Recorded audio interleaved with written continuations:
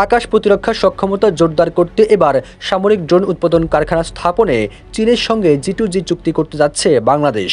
মোট 608 কোটি 8 লাখ টাকার এই প্রকল্পে ড্রোন ম্যানুফ্যাকচারিং প্ল্যান্ট, প্রযুক্তি আমদানি ও স্থাপনের জন্য এলসি খোলা এবং পরিশোধ বাবদ বরাদ্দ রাখা হয়েছে 570 কোটি 60 লাখ টাকা।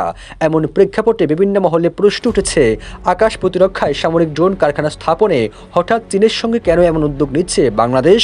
এর পেছনে কী কারণ থাকতে পারে?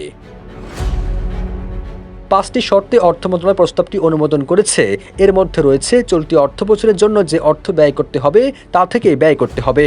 এই কেনাকাটা বাবদ চলতি অর্থবছরে বাজেটে বাড়তি কোনো বরাদ্দ চাওয়া যাবে না। প্রকল্পের প্রস্তাব অনুযায়ী বৈদেশিক মুদ্রায় যে অর্থ পরিশোধ করা হবে অর্থাৎ 570 কোটি 60 লাখ টাকা 4 অর্থ বছরে ব্যয় করা হবে।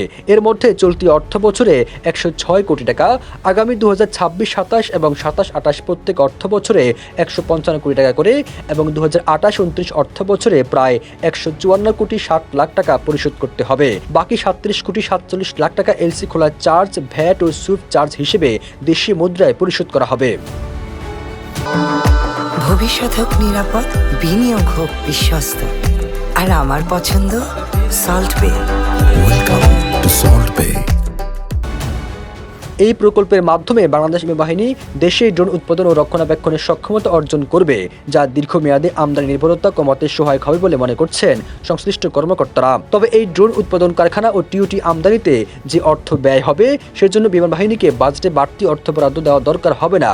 বাহিনীর জন্য প্রতি বছর বাজেটে অন্যান্য যন্ত্রপাতি ও সরঞ্জামাদি খাতে যে অর্থ বরাদ্দ দেওয়া হয় তা দিয়ে এই ব্যয় নির্বাহ করা সম্ভব।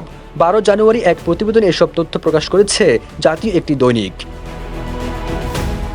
এই বিষয়ে জানতে চাইলে অর্থ উপদেষ্টা সালাউদ্দিন আহমেদ জানান, ড্রোন কারখানা স্থাপন ও যুদ্ধবিমান আমদানির বিষয় আমি কোনো মন্তব্য করব না। তবে আমদানি অনুমোদনের বিষয়ে জানতে চাইলে তিনি বলেন, কোন দেশ থেকে যুদ্ধবিমান কেনা হবে এ নিয়ে অনেক আলোচনা চলছে, তাই এখনই ড্রোন বা যুদ্ধবিমান নিয়ে কিছু বলছি না, সব কিছু আগে চূড়ান্ত হোক।